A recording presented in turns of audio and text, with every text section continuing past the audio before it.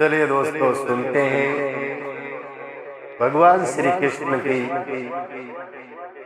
ये कही हुई बातें,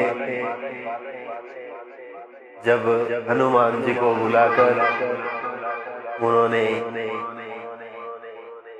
इनका घमंड चूर चूर किया है। आपने थंबनेल में देखा होगा, तो हमें आपको सुनाने जा रहे हैं। संसार में किसी का कुछ नहीं है, खामे खा अपना समझना मूर्खता है, क्योंकि अपना होता हुआ भी कुछ भी अपना नहीं होता। इसलिए हैरानी होती है, घमंड क्यों और किस लिए, किसका करते।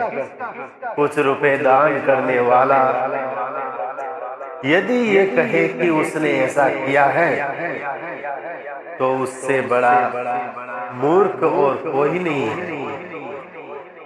और ऐसे भी हैं जो हर महीने लाखों का दान करते हैं, लेकिन उसका जिक्र तक नहीं करते और नहीं करने देते हैं। वास्तव में जरूरतमंदों और पीड़ित की सहायता ही दान है, पुण्य है। ऐसे व्यक्ति पर सरस्वती की सदा कृपा होती है। और पर क्या किया जाए, देवताओं तक को अभिमान हो जाता है, और उनके अभिमान को दूर करने के लिए परमात्मा को ही कोई उपाय करना पड़ता है। जब गुरु सूर्यदर्शन चक्र तथा सत्यभामा को भी अभिमान हो गया था, और भगवान श्री कृष्ण ने उनके अभिमान को दूर करने के लिए श्री हनुमान जी की सहायता ली थी।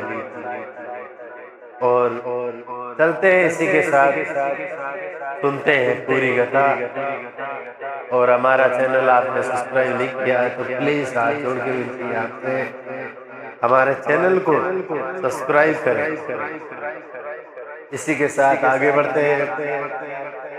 श्री कृष्ण ने अपनी पत्नी सत्यभामा को स्वर्ग से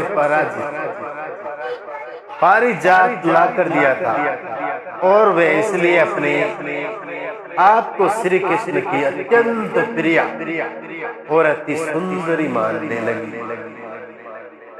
और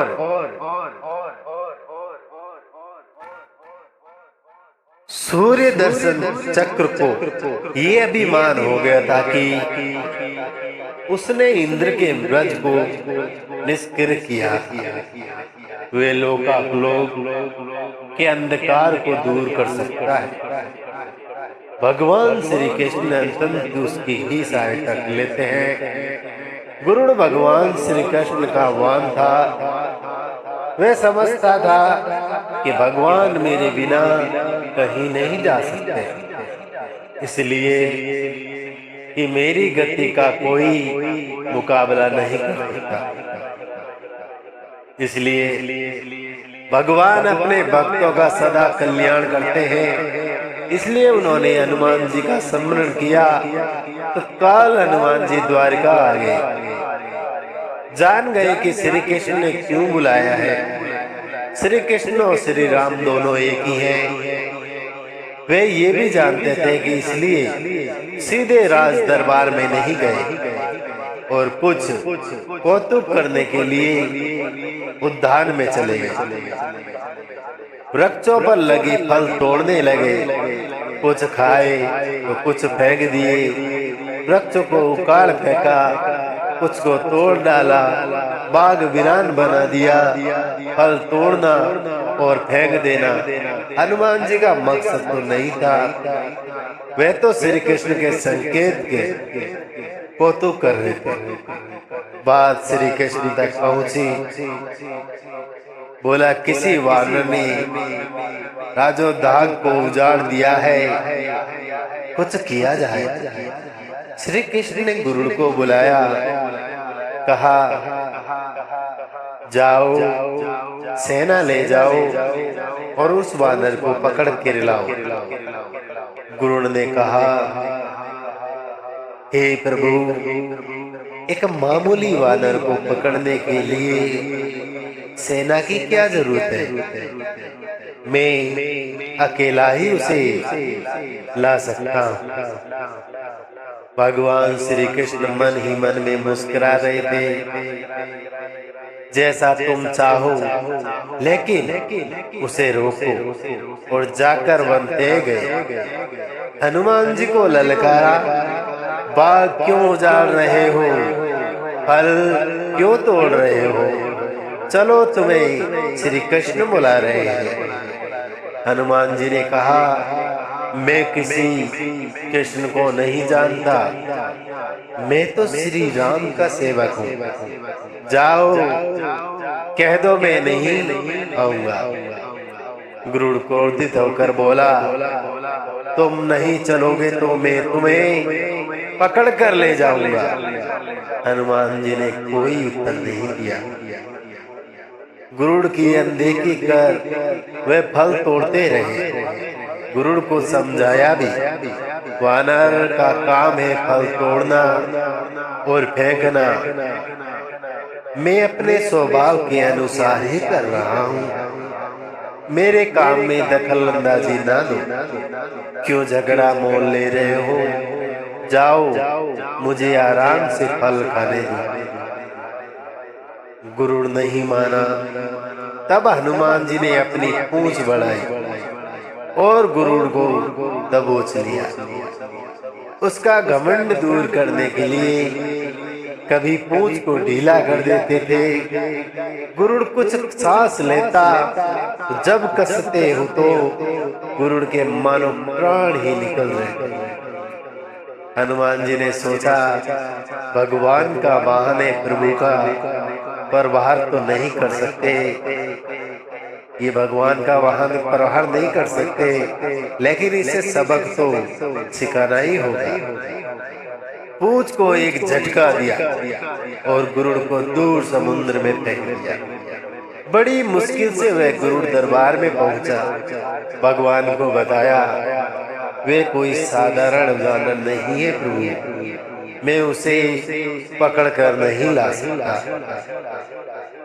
भगवान मुस्कुरा कर बोले, सोचा गरुड़ का तो घमंड दूर हो गया है, लेकिन अभी इसके बेग के घमंड को चूर करना है।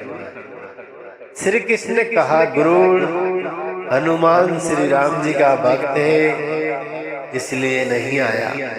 यदि तुम कहते कि श्री राम ने बुलाया है तो फौरन भाग चले आते। हनुमान अब मलय पर्वत पर चले गए हैं। तुम तेजी से जाओ और उससे कहना, श्री राम ने उन्हें बुलाया है। तुम तेज उड़ सकते हो, तुम्हारी गति बहुत है, उसे साथ ही ले आना। गरुड़ बेग से उड़े, मलय पर्वत पहुँचे। हनुमान जी से क्षमा मांगी। कहा, श्री राम ने आपको याद किया है, आओ अभी मेरे साथ, मैं तुम्हें अपनी पीठ पर बिठाकर मिनटों में द्वारकाधीश ले जाऊंगा। तुम खुद चलोगे तो देर हो जाएगी। मेरी गति बहुत तेज है, तुम मुकाबला नहीं कर सकते। हनुमान जी मुस्कुराए, भगवान की लीला समझ गए। कहा, तुम जाओ, मैं तुम्हारे पीछे पीछे आ रहा हूँ। द्वारका में श्री कृष्ण राम रूप धारण कर सत्यभामा को सीता बना सिंहासन पर बैठ गए। सूर्य दर्शन चक्र को आदेश दिया, द्वार पर रहना, कोई बिना आज्ञा अंदर न आने पाए। श्री कृष्ण समझते थे कि श्री राम का संदेश सुनकर तो हनुमान जी एक पल भी नहीं रुक सकते, अभी आते ही होंगे। गरुड़ को तो हनुमान जी ने विदा कर दिया और स्वयं उससे भी तेज गति से उड़कर गरुड़ से पहले ही द्वारका पहुंच गए।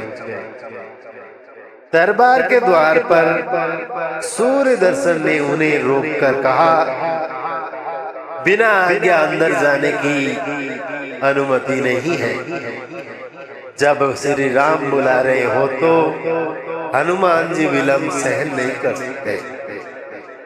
सूर्य दर्शन को पकड़ा और मुंह में दबा दिया। अंदर गए, सिंहासन पर श्री राम और सीता जी बैठे थे। हनुमान जी समझ गए, श्री राम को प्रणाम किया और कहा, प्रभु आने में तो देर नहीं हुई। साथ ही कहा, प्रभु माँ कहाँ है? आपके पास आज ये कौन सी दासी बैठी है? सत्यभामा ने सुना तो लज्जित हुई, क्योंकि वे समझती थी कि कृष्ण द्वारा परिजात लाकर दिए जाने से वे सबसे सुंदर स्त्री बन गई है। सत्यभामा का घमंड चूर हो गया। उसी समय गुरुड़ तेजी से उड़ने के कारण हाँफते हुए दरबार पहुंचा। सांस फूल रही, थके हुए से लग रहे थे और हनुमान जी को दरबार में देखकर वे चकित हो गए। मेरी गति से भी तेज गति से हनुमान जी द्वार में पहुंच गए। लज्जा से पानी पानी हो गए। गुरुड़ के बल का और तेज गति से उड़ने का घमंड चूर हो गया। श्री राम ने पूछा, हनुमान तुम अंदर कैसे आए? किसी ने रोका नहीं है? रोका था भगवान सूर्य दर्शन। मैंने सोचा आपके दर्शनों में विलंब न हो, इसलिए उनसे उलझा नहीं, उसे मैंने अपने मुंह में दबा लिया है। और ये कहकर हनुमान जी ने मुंह से सूर्य दर्शन को चक्र को बाहर निकालकर प्रभु के चरणों में डाल दिया। तीनों के घमंड दूर हो गए। श्री कृष्ण ने यही चाहते थे। श्री कृष्ण ने हनुमान जी को गले लगाया, हृदय से हृदय की बात हुई और उन्हें विदा कर दिया। परमात्मा अपने भक्तों को अपने निकट हितों में अभिमान रहने नहीं देते। श्री कृष्ण ने सत्यभामा, गुरुड़ और सुदर्शन चक्र का घमंड दूर करते तो परमात्मा के निकट नहीं रह सकते, और परमात्मा के निकट नहीं रह सकता है जो मैं और मेरी से रहित है। श्री राम से जुड़े व्यक्ति में कभी अभिमान नहीं हो सकता। ना श्री राम में अभिमान था, ना उनके भक्त हनुमान में। ना श्री राम ने कहा कि मैंने किया है, और ना हनुमान जी ने कभी कहा कि मैंने किया है। इसलिए दोनों एक हो गए, ना अलग थे ना अलग रहे। इसी के साथ ही जय श्री राम, जय हनुमान। ये कथा आज की यही समाप्त होती है। और प्लीज हमारे वीडियो को अगर लाइक नहीं किया है, सब्सक्राइब नहीं किया है तो सब्सक्राइब जरूर कर लें। आपका बहुत बहुत धन्यवाद। Thank you.